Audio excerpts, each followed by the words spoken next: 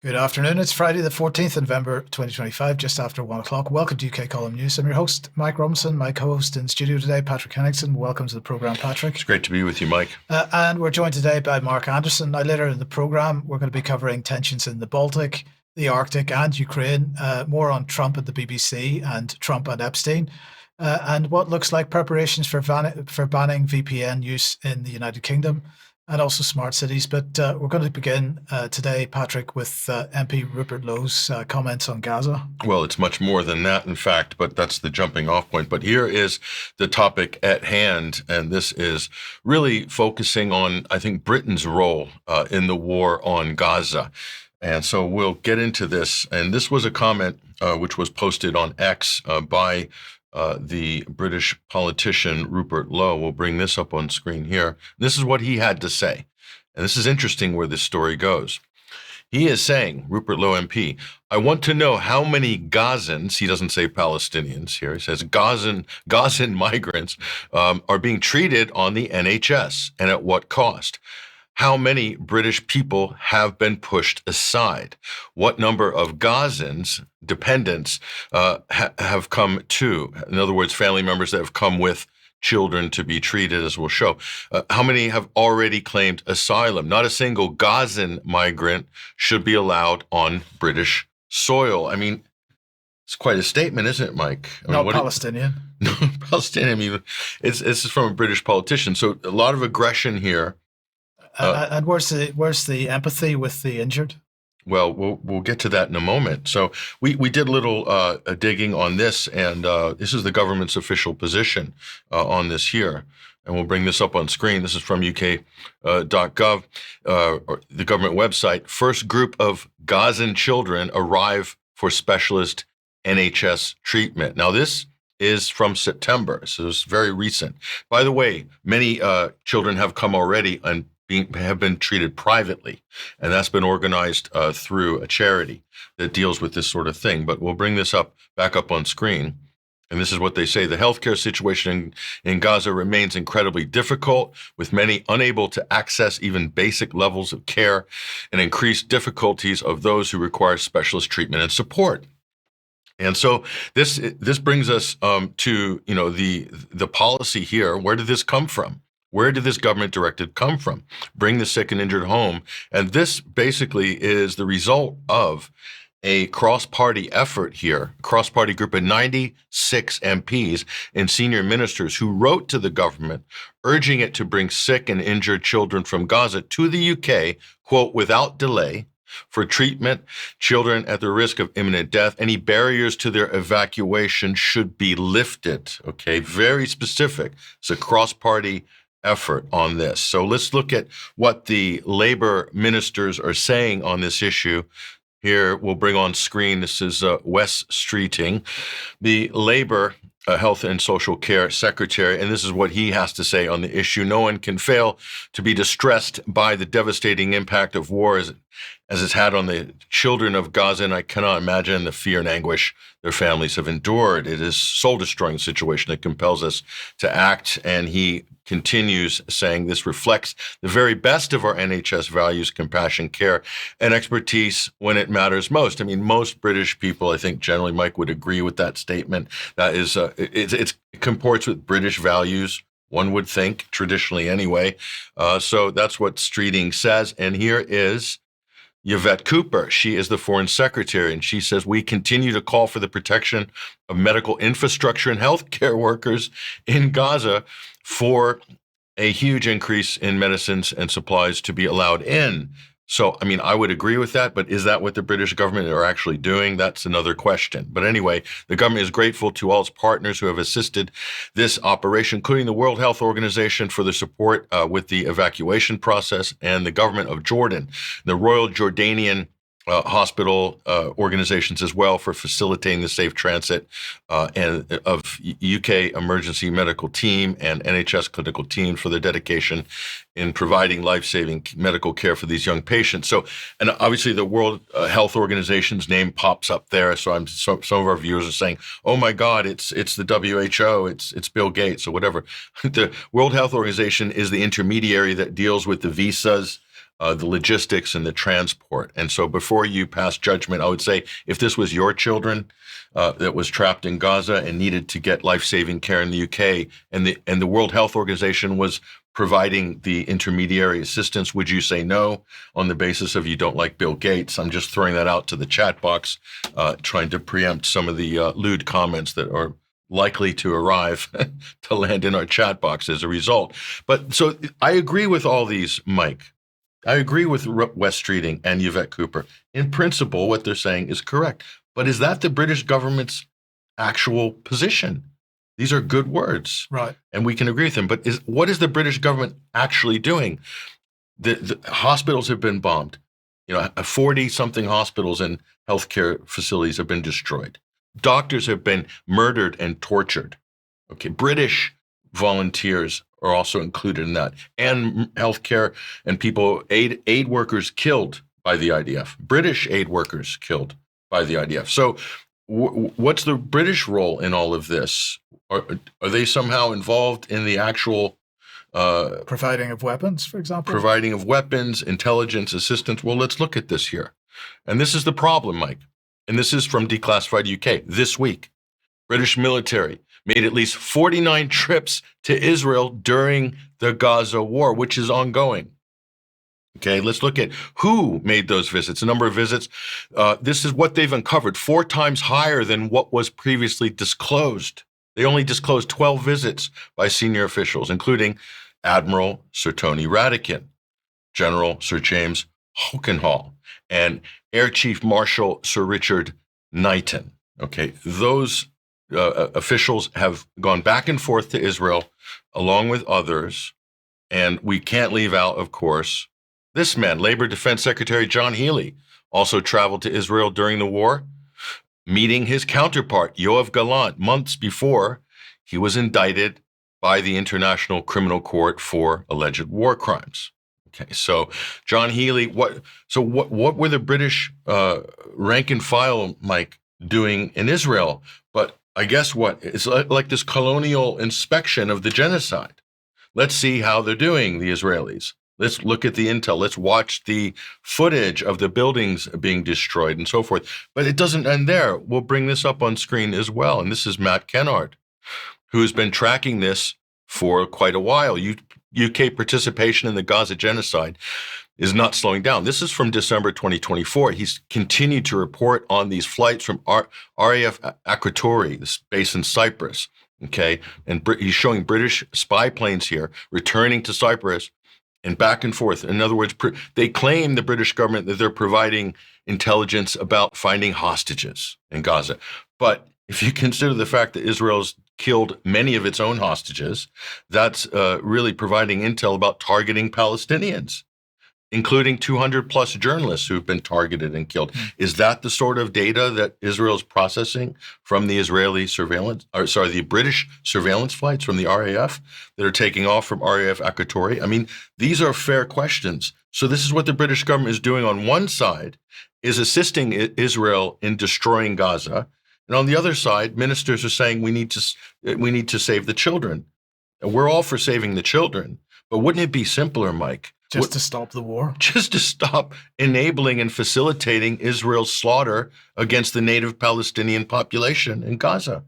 I don't know. To me, it's not a difficult one. But let's see what does the Prime Minister have to say about all this? Well, let's bring this up on screen. The Prime Minister has to say this: Israel has a right to defend itself. That is the party line.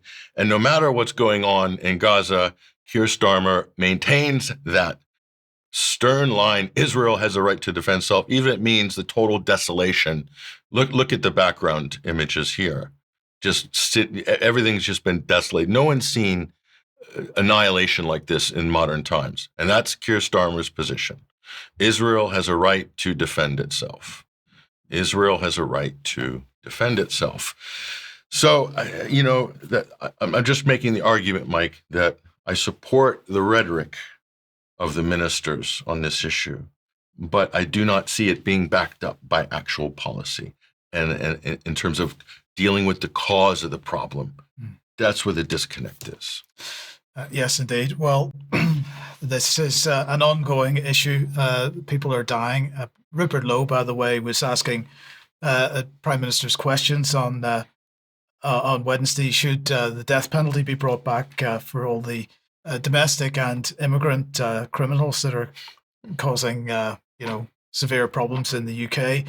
He did that more or less on the day that, or at least in parallel with the same kind, an effort in Israel to bring the death penalty back there.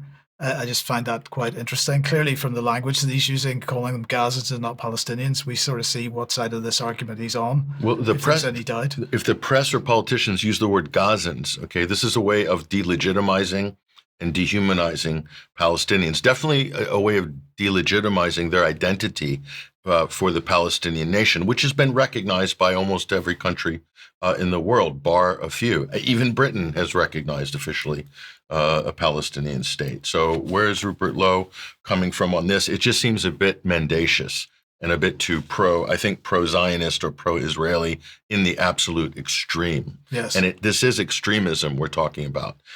Make no mistake about it. Okay, well, NATO, in the meantime, has announced that the United States Air Force B-52 Stratofortress bombers from Barksdale Air Force Base, Louisiana, have arrived in Moron Air Force Base in Spain. That happened on the 8th of November this year. This is to begin multilateral training under Bomber Task Force Europe. And the quote is that the deployment strengthens coordination, cohesion with allied and partner air forces, including Finland, Lithuania, and Sweden. And they say that operating from Moron, the aircraft will fly training missions across Europe, supporting deterrence and defense operations along NATO's eastern flank and the High North. Missions in northern regions are starting to integrate under NATO's new Combined Air Operations Centre, which is based in Norway, which was inaugurated in October 2025. The new command node enhances, they say, NATO's ability to oversee and coordinate air operations across the Nordic and Arctic regions, complementing existing places in Germany and in Spain. So what's this all about? Well, the Arctic is certainly part of it, and particularly following the much non-reported inaugural voyage of a container ship along the Arctic Silk Road, which arrived in Felixstowe in the UK on the 14th of October. So clearly, that is an ongoing pressure point as far as NATO is concerned. But it's also about the Baltic and Russian shipping. We had the annual Operation Baltops exercises a few months ago. And this week, it was the turn of NATO's Playbook Merlin 2025, hosted by Sweden and led by NATO's Allied Maritime Command. Now, Playbook Merlin 25 brings together what they describe as cutting-edge tactics, technology, and teamwork. This is really exciting language, isn't it? Teamwork, like maybe team up to blow up pipelines or something like that. We may be coming on to that in a second, but anyway, this was an anti-submarine warfare exercise in the Baltic Sea, and it included Germany, Sweden, United States, France, the Netherlands, and at least one B-52, which is, as we've just mentioned, is now based in Spain, flew a mission into the Baltic region alongside Playbook Merlin. At one point, that B-52 was over Estonia, having flown over southern Sweden and Finland, practicing simulated bombing runs with Swedish and Finnish fighter jets. It is reported to have flown within 50 miles of the Russian border. And, it's a pretty clear provocation.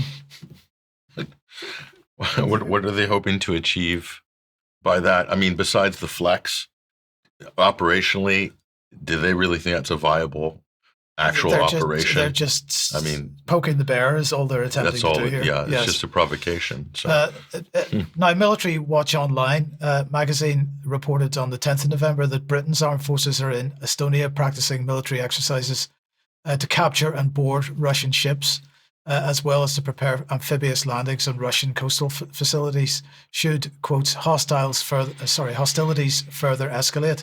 They say the British Armed Forces have deployed Royal Marine Special Forces from the 42 and 47 Commando units as part of a Special Operations Maritime Task Group to simulate covert boarding operations against enemy ships, coastal raids, and the seizure of oil rigs. Exercises are taking place in the eastern Baltic Sea, close to the Ukrainian theatre, where Royal Marines have also been involved in open hostilities with Russian forces, they say. Exercises saw the Marines rehearse rapid interdiction and coastal raiding in coordination with the British Army's 3rd Ranger Battalion, and under which they deployed to capture ships and oil installations and so on. So, I mean, this is also absolutely nuts. Well, this is about interdicting. It's what Starmer said. We need to stop Russia's shadow fleet. We can't allow Russia to, transport energy or do trade in the Baltic. I mean, this is the prelude to absolute war. The wars have been started over this very behavior, over these very policies.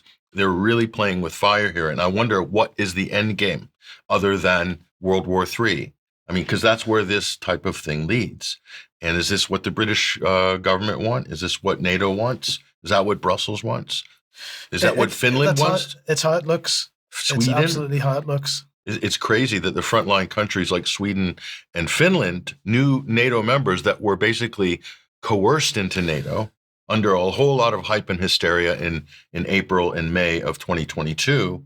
And these were previously neutral countries. And now the West, of course, are using Sweden and Finland as a cudgel against Russia, in the same way they've been using Ukraine against Russia as well.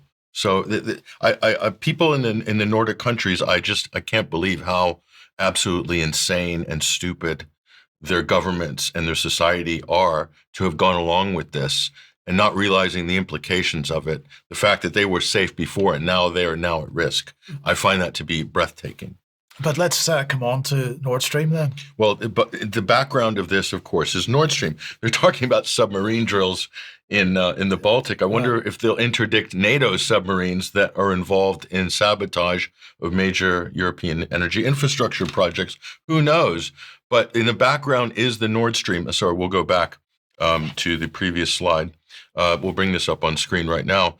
And so the Italian court, and it's starting to get a little bit interesting, but this is part of the red herring operation. The Italian court approves the extradition of Nord Stream suspect to Germany. They're talking about one of these crack Ukrainian super soldiers that allegedly used this sailboat. Don't laugh, everybody. It's not us. It's the Wall Street Journal. They use this 50-foot sailboat to supposedly hit 3 pipelines that are, in the bottom of the Baltic, impossible to locate, and with the amount of equipment and so forth, they did it all out of a 50-foot pleasure craft. Okay, believe it or not. So that they're still using, but they're using this Ukrainian Nord Stream story, Mike, to basically divert attention away from the Western countries and NATO. And what more likely is that these pipelines were prepped during Baltops 22 in June and July of 2022 and detonated in September 2022 with the other NATO drill that was going on at that time. So the Ukrainian red herring story is just a convenient distraction. And so this is going on. It's also being used to create tension between Poland and Germany. And the United States is quietly pushing that, as are the British. So, and the reason they're doing that is they're trying to maneuver Poland and Germany strategically in order to do certain things vis-a-vis Ukraine, and also manipulate the politics in Poland. It's very clear that's what's going on, including the claims of reparations. Poland is asking for reparations now for World War II, imagine, from Germany after 80 years. And the United States is egging them on. At the same time, they're also claiming to, want to support Germany as well. But they're trying to, the U.S. want to move a lot of their assets from Germany into Poland in terms of moving the Iron Curtain, the new Iron Curtain, further eastward. That's the bigger picture. And the other thing that's going on between Germany and Poland at the moment, which isn't getting very much coverage over here, is that Poland is accusing Germany of dumping migrants that are in Germany across the border into Poland. And so this is another sort of tension inflection point. So it's the relationship between those two countries is quite shaky, it seems. Yeah, and the migrant issue, of course, again, being used as a little bit of a tool, as it was between Poland and Belarus, which I might report more on as I learn more about that story recently by doing on-the-ground investigation. Right. Okay.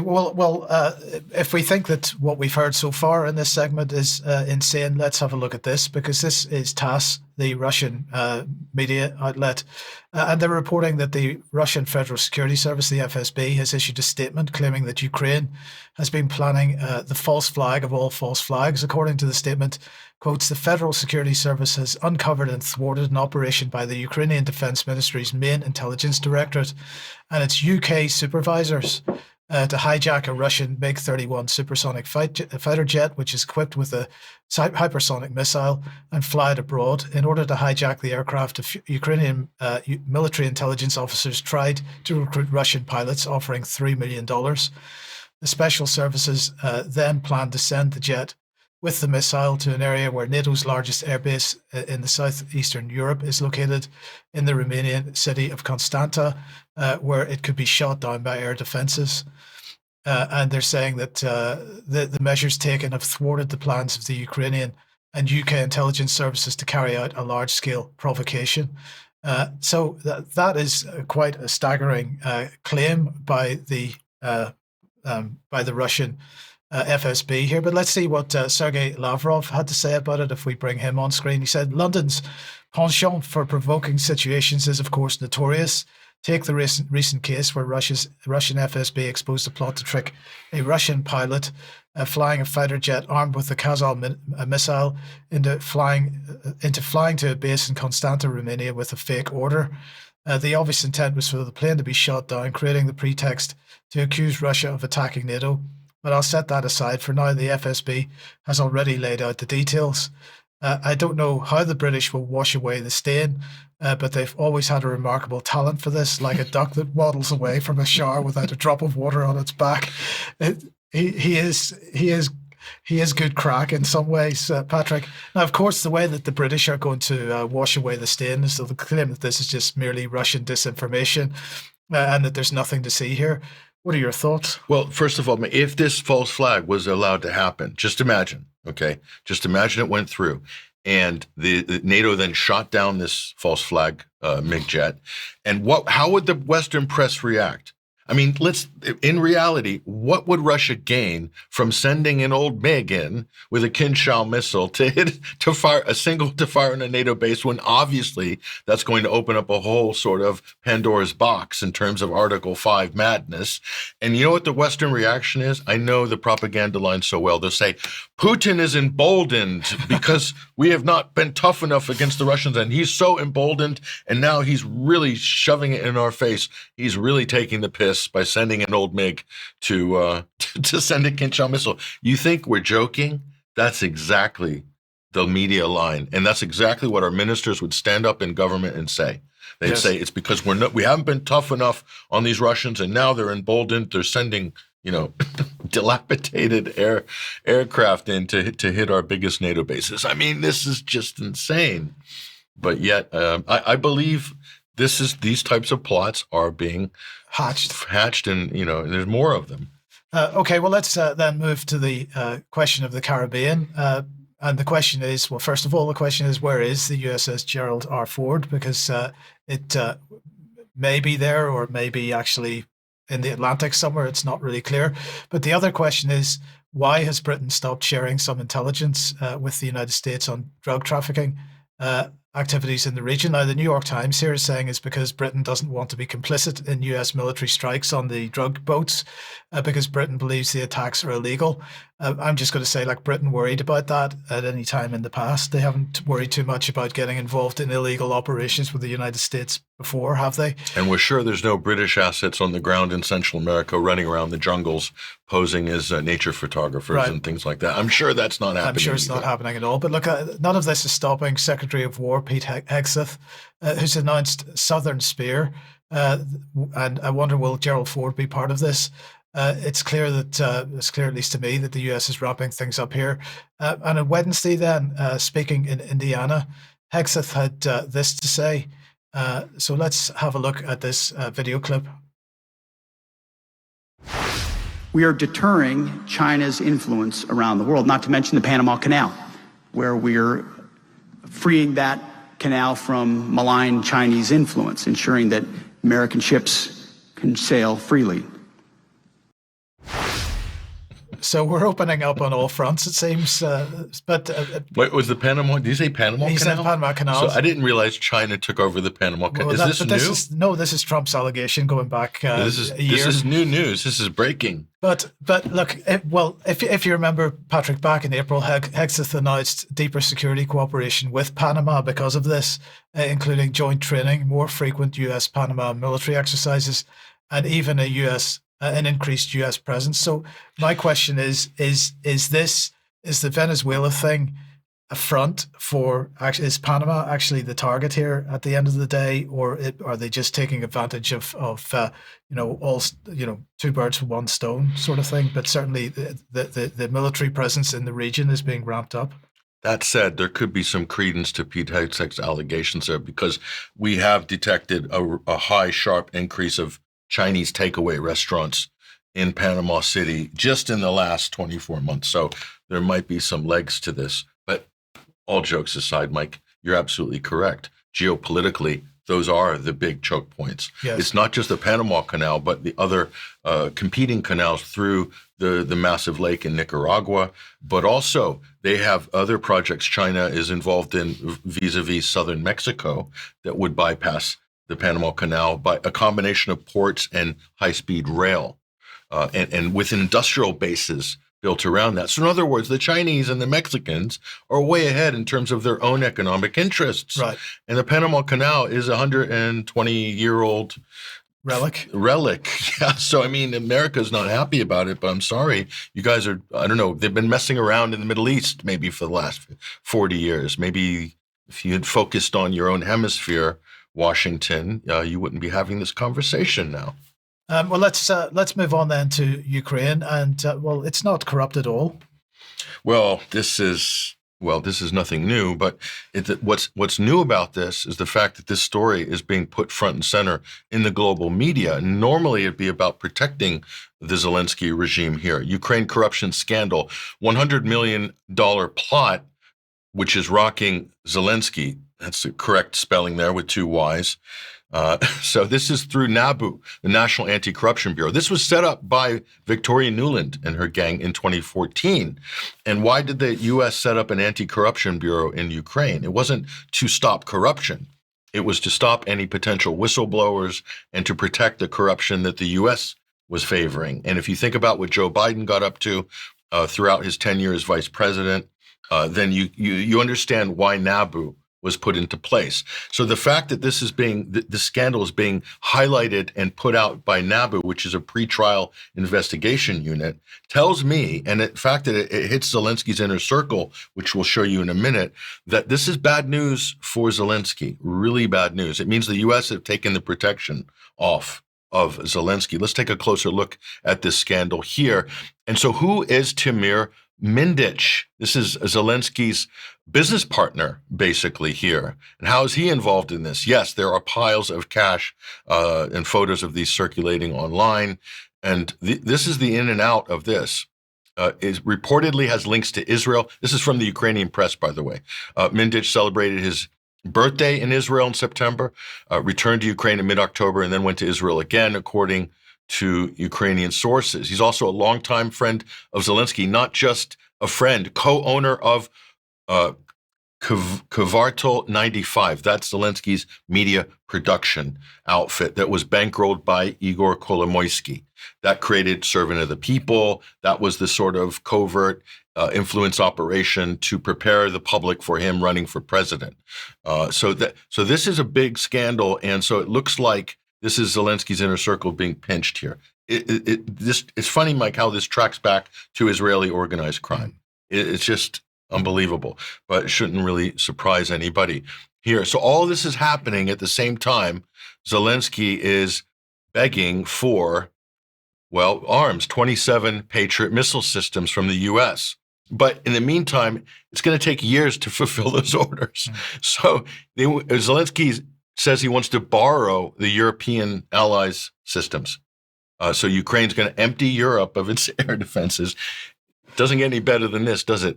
And so this is what he said to The Guardian recently here. So from a UK perspective, Why would you be pouring money into Ukraine? And Keir Starmer says, we're standing shoulder to shoulder with Zelensky. We're going to keep, I think they just okayed another big Christmas aid package for Ukraine here. Let's look at the total spend, though, from the UK government. And we'll go to the House of Commons library here. And we did the math, or they did the math for us, actually, on this. And very close, the relationship. I mean, if we did a slideshow of how many photos we have of them hugging in different locations, I counted at least 20 before the program. And that's only the public photos? Yes, indeed. 21.8 billion since February 2022. Mike, think of how many track and trace apps the British government could have made with that 21.8 billion. I mean, so where is all that money going? Think of all these corruption and graft scandals. The thing about this latest one, it involves the protection of Ukraine's energy infrastructure from Russian attacks. So they're talking about protecting Ukraine's nuclear facilities. Why would Russia ever attack a Ukrainian nuclear facility? Of course, it wouldn't. But the electronic warfare systems and some of these defense systems, all this stuff is going out the back door. Kickbacks for government contracts. All of this stuff has been going. This is just what's been caught. Okay, this has been happening continuously for years. So if you're UK government and other European countries, they're throwing money away because I would say very little of this is being used and actually on the ground for what it's intended for in terms of aid here. So, and the context of this is here, and we'll look at this. UK pledges. You remember this story? 100-year pact. This was from last year, or beginning of the year, January 2025. So this was this grand 100-year commitment for Ukraine. This was the government's pledge. So what I'm saying, Mike, here is that this is not a good investment, Ukraine. I mean, think of how much austerity is going on right now in the UK. And since 2022, they've thrown away over $20 billion. For what? Are they winning the war? Are they doing better? Or is this a losing gambit? Or are we in the sunk cost fallacy? Yes. Type zone here? It's incredible. People need to ask these questions. The numbers certainly aren't looking good. So, and then meanwhile in Europe, and this is the other thing, this is not a popular war in Ukraine. And this story is just so emblematic. Moscow is mocking Zelensky after Berlin asks Kiev to keep its fighting-aged males. So basically, Ukraine's having problems with conscription. They're having problems getting able-bodied males to populate the frontline positions. And Germany's saying that's enough with your migrants and so forth. You can keep your fighting-aged males. We don't want them anymore. I would think Germany might want them for conscription themselves because they'll have problems conscripting or getting people to at least volunteer to join the German armed forces to meet the levels that we talked about on Wednesday. But just to show you how, again, to underline how unpopular and how incredibly crazy the government in Kiev is in trying to abduct people off the street to serve in Ukrainian armed forces. There are literally thousands of these videos circulating online the last couple of years. This one is particularly harrowing. Watch this. This is in Ukraine. This is Zelensky's press gangs trying to pick up people for the front lines. Watch this.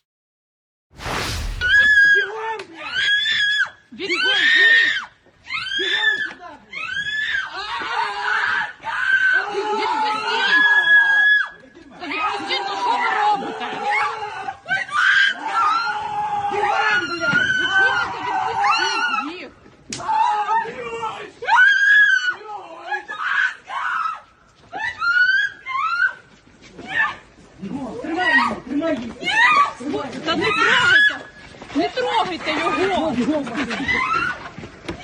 Так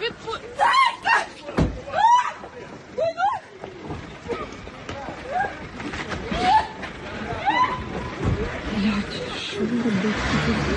Це просто робити.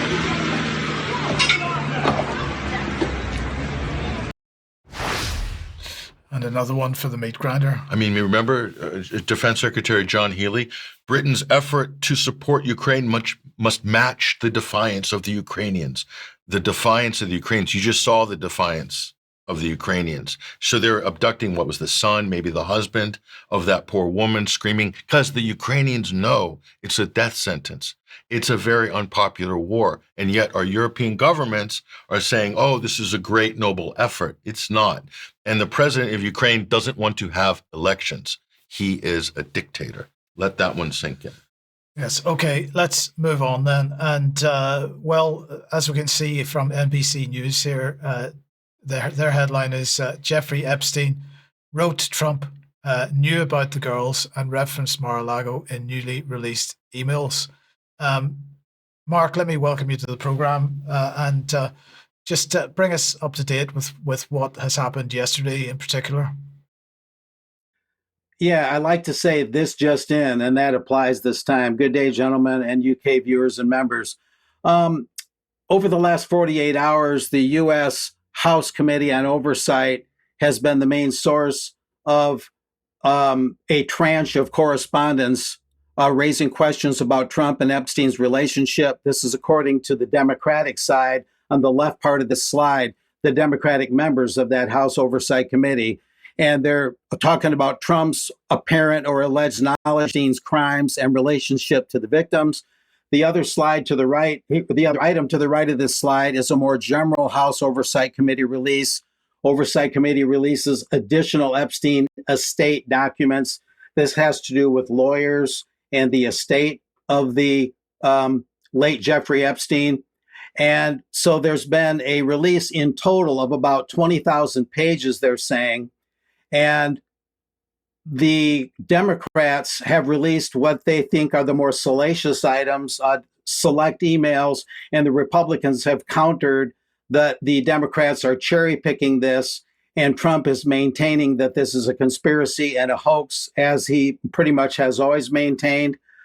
Some point to a couple of months ago when Ghislaine Maxwell, who's now in prison, spoke to, there was a recorded testimony to the Department of Justice, and she said that Trump really didn't have any direct involvement, and some people point to that.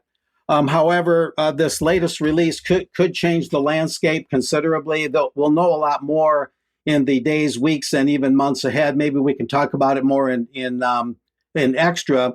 The BBC has noted that within hours, House Republicans released a massive tranche of documents to counter the Democratic effort to cherry pick this. In other words, the large amount of documents seems to be just sort of a deliberate avalanche of information to sort of water down what the Democrats are allegedly cherry picking, to what they're asserting that Trump was more involved with girls at Epstein's, a fantasy island, that sort of thing. So the history of this is also quite interesting. I'm looking back to American Free Press to refresh my memory on this in an article that I proofread sometime back in August. And a lot of this goes to the efforts of Representative Thomas Massie, arguably the biggest renegade in Congress and in the Republican Party, who's willing to speak out against the party line on a number of issues, especially a salacious and sensitive one like this. And Massie and a Democrat, Representative Ro Khanna of California, Massie, of course, is a Kentucky Republican, they held a press conference back in August, I believe it was, with many of the young victims of Epstein's sexual trafficking, and those victims spoke out. And Marjorie Taylor Greene, the Georgia Republican, who's also a bit of a rebel, was alongside Massie at that time.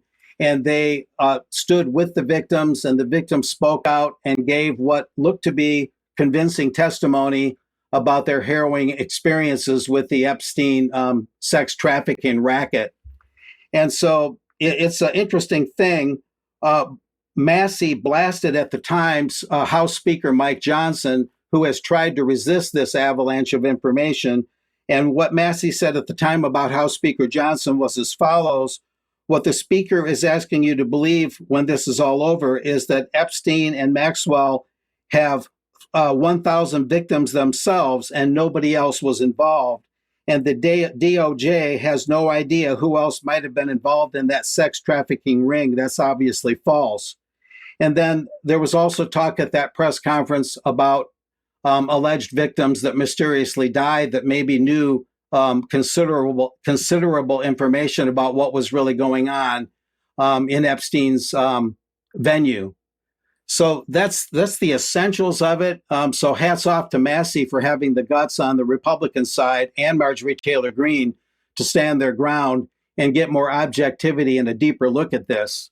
But that's the latest. Maybe you guys would want to comment, and of course we can extrapolate an extra if you'd like. Yeah, just a quick comment. Look, Massey was also attacked by Trump and the Israeli lobby. And one of the reasons he's been attacked and threatened to be primaried in the next election is because of this issue.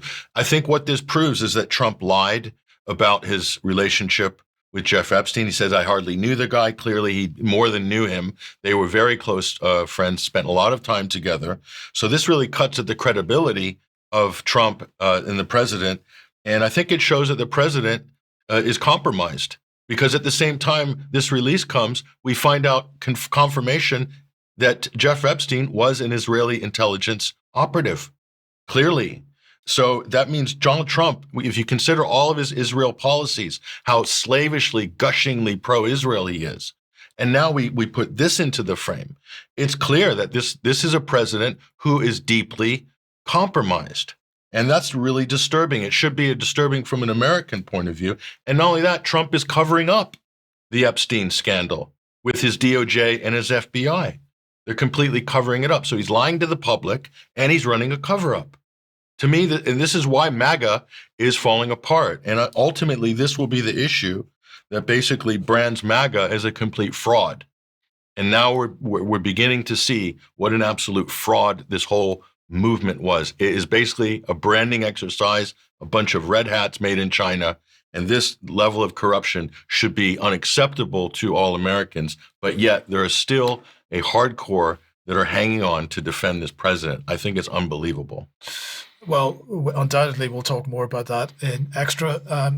Thank you very much, both of you, for that. Now, if you like what the UK column does, you would like to support us, head over to the website, the front page there. You'll find a link to take you to a page which shows how you can support us. We absolutely do need your financial support if you can possibly do that.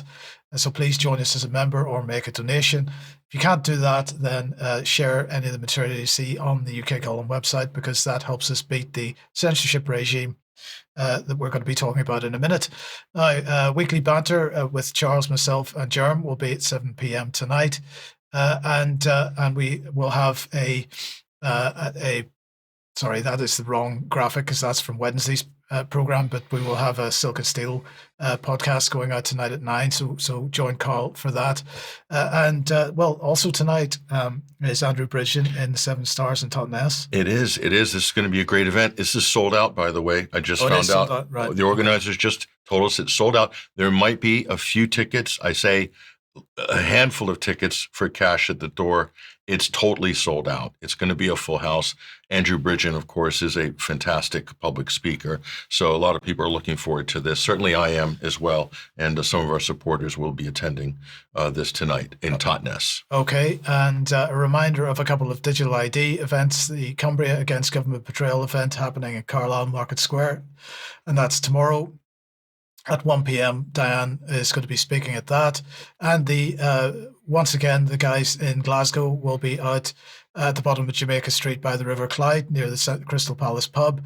Do go and help them if you'd like to support them in getting the word out on digital ID. Great, brilliant T-shirt there. It's an interesting T-shirt. Absolutely.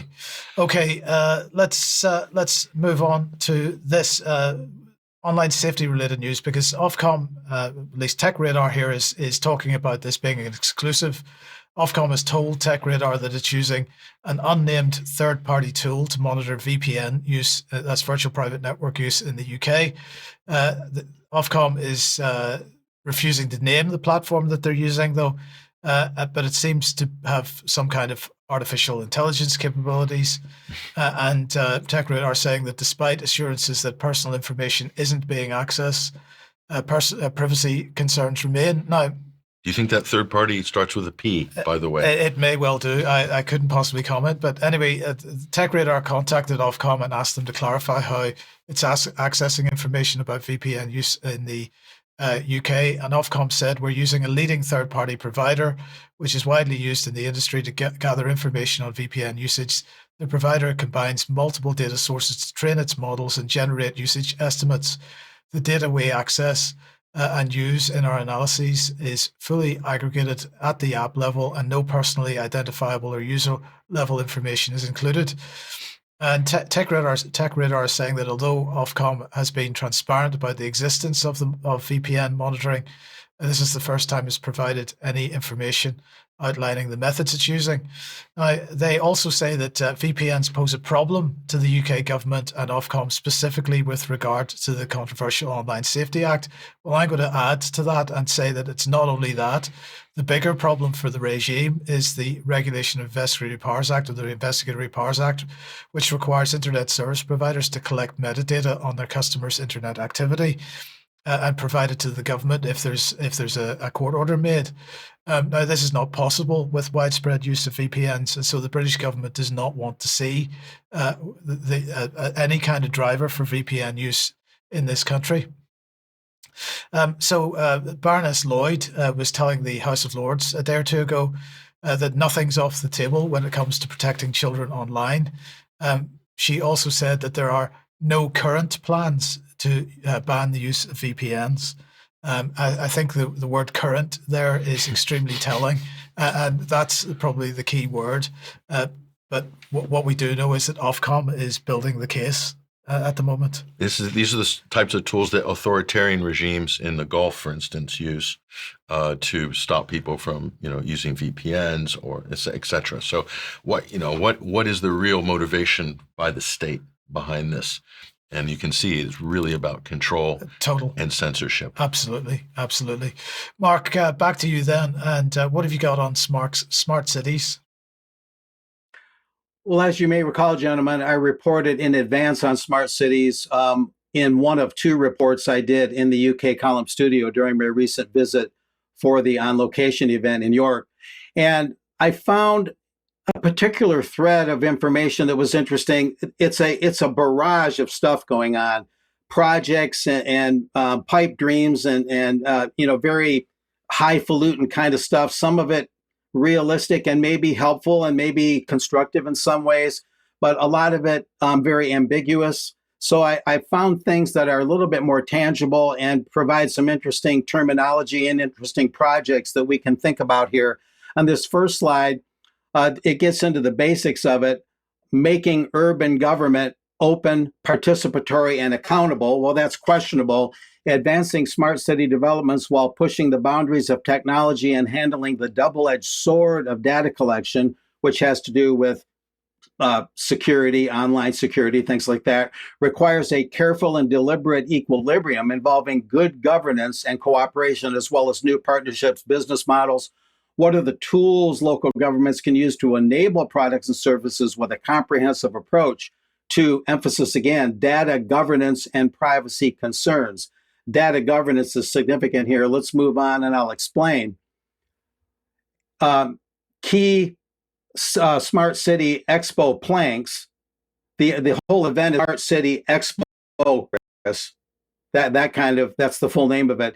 Digital government and blue economy, along with the World Ocean Council, which is connected to the UN's Sustainable Development Goals. Those were the main things that jumped out.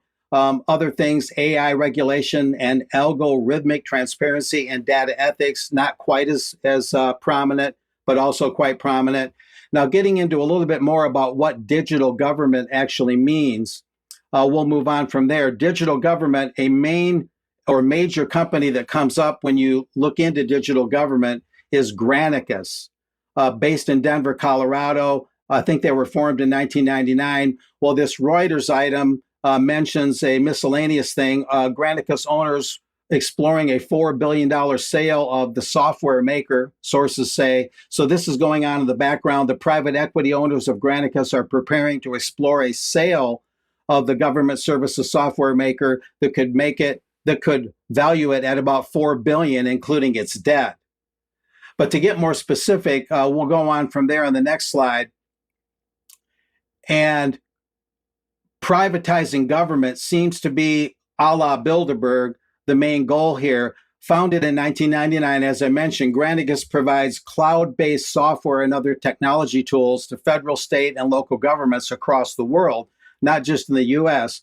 To increase efficiency and transparency, they say, the company designs and maintains government websites, manages public records, so they're privatizing the management of public records, and helps upgrade technology, they say, to make it easier for citizens to contact public officials. The Granicus CEO is Mark Hines, Hynes. Now, I talked to one of the top experts in Michigan, indeed in the Midwest, about data governance. I'll mention this briefly before we go on with the slides. And he manages or oversees the digital systems, the phone systems, the computer systems, you name it, for a major hospital, Bronson Hospital in Kalamazoo, Michigan. And he believes that what Granicus is getting at, and that's getting people involved in their government, but almost more or almost strictly on an online basis. In other words, there's less stress on attending government meetings, there's less stress on getting together under one roof, and more stress about public involvement being strictly through the internet, strictly through filling out forms online, filing complaints online, to where most of your contact with your government is simply online.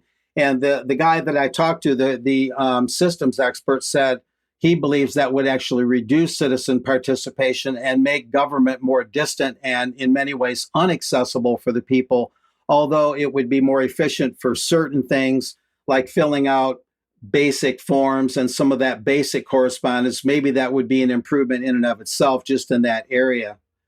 And so going on from there, as we consider the questionable aspects of what Granicus is doing, there was also the talk at the Smart City Expo about the blue economy. And this is not a very widely known concept. It's certainly not household words by any stretch. As political, economic, and climate challenges reshape our world, the need to accelerate a sustainable and resilient blue economy has never been more urgent. They're saying the blue economy is built on the vast yet vulnerable oceans, and it must undergo a profound transformation, they say, to remain viable and deliver long-term value. The blue economy unites entrepreneurs, corporate entities, investors, and experts leading this transformation. Lots of contracts, lots of money exchanging hands for the private sector being moored or connected with government, lots of public-private partnerships here.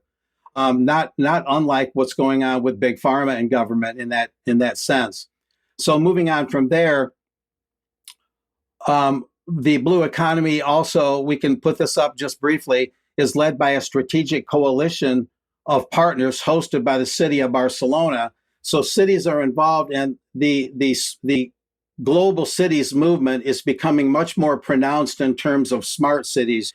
You don't hear about global cities by name much anymore, not as much. So they're really funneling it into the smart cities concept. So the Port of Barcelona is involved as a global partner, and we have the World Ocean Council and Oceanovation as strategic partners in the blue economy. So some other interesting and not altogether common concepts there.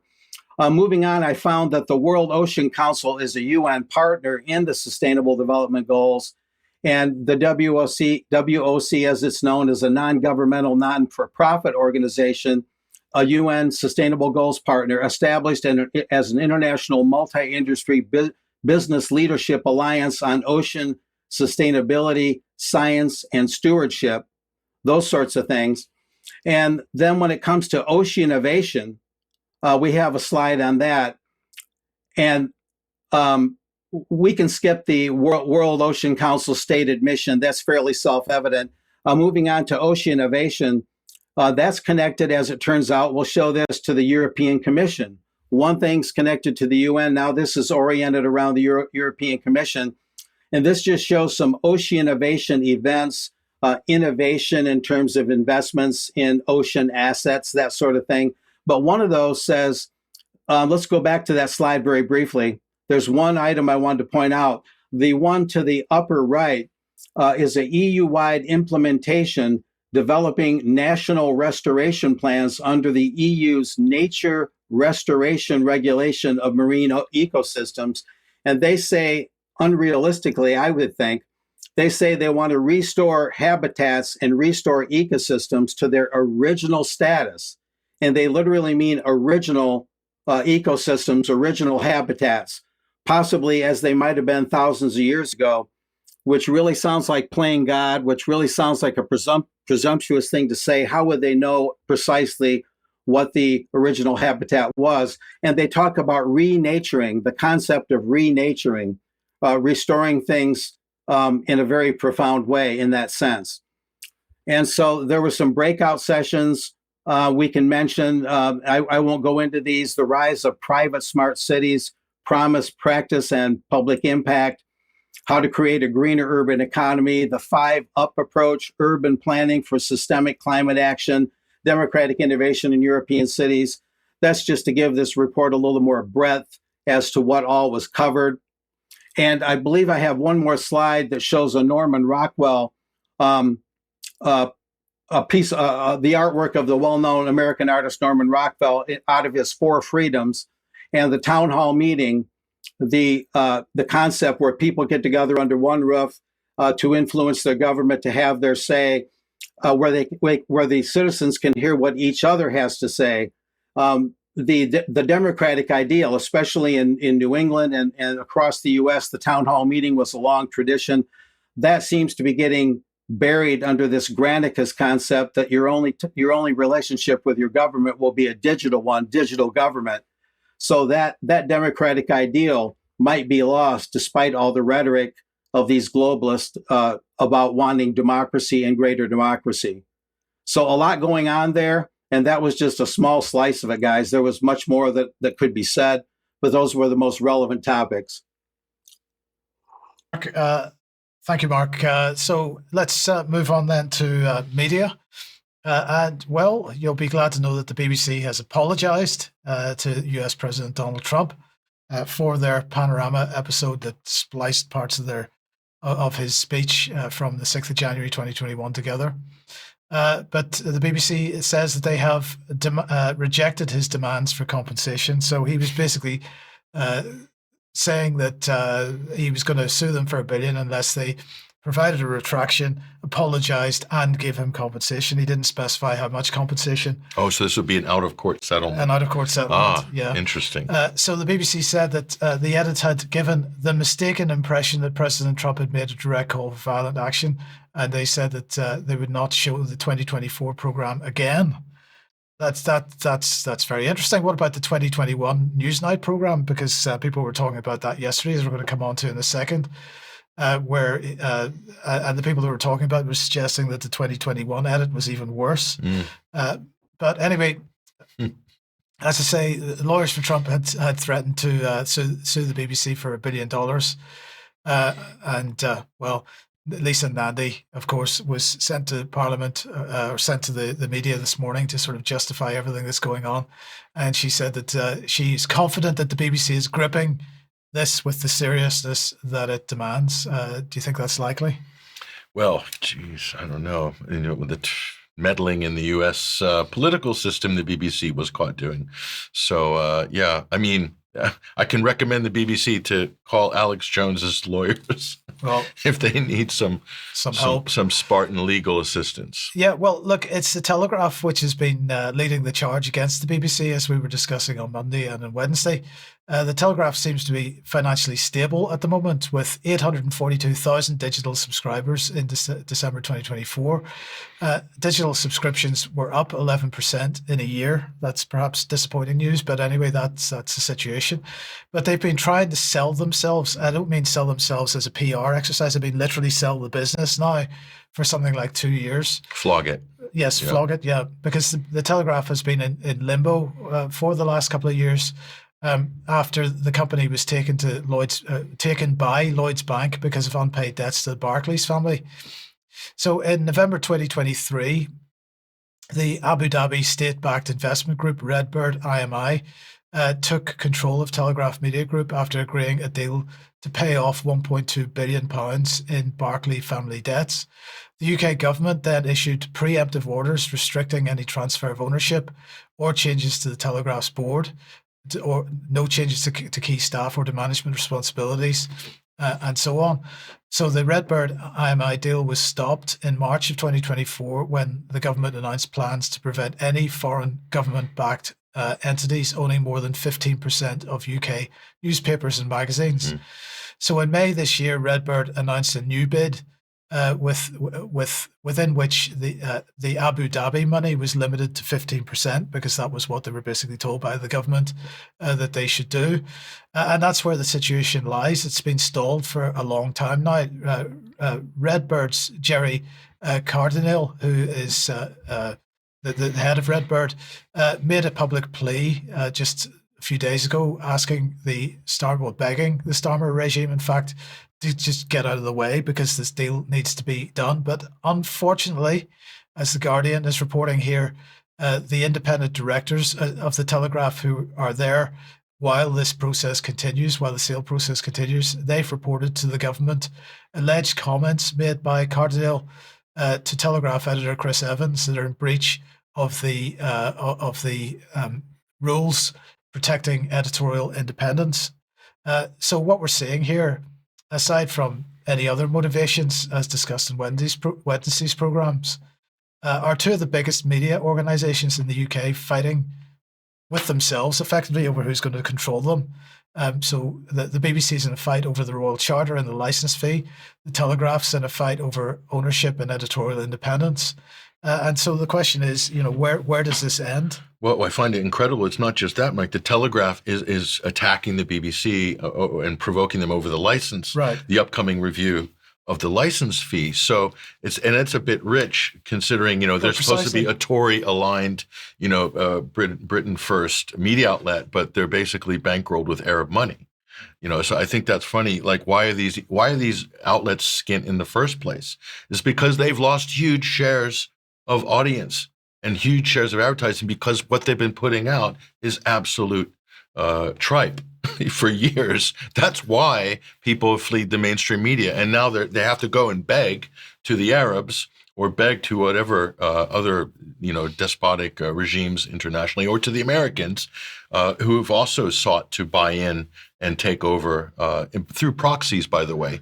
And we're talking about private equity firms, right, hedge funds, and so forth. And that's what you're going to see more of when the government comes in with restrictions on this in terms of foreign money. The foreign funds will be able to erect proxies within the UK as shells or individuals that will do the bidding of the foreign powers. Yes. So that's a new trend that's certain to happen now. Well, we're going to be talking a lot more about this in Extra because I know Mark has thoughts on it as well. But unfortunately, we're absolutely out of time for today. We're going to leave it there. If you are a UK Column member, stay on the live stream for UK Column News Extra. We'll be back in a few minutes. Otherwise, don't forget Jerem tonight at 7, Kaza at 9, and we will be back at 1 p.m. as usual for another news program on Monday. We'll see you then. Bye-bye.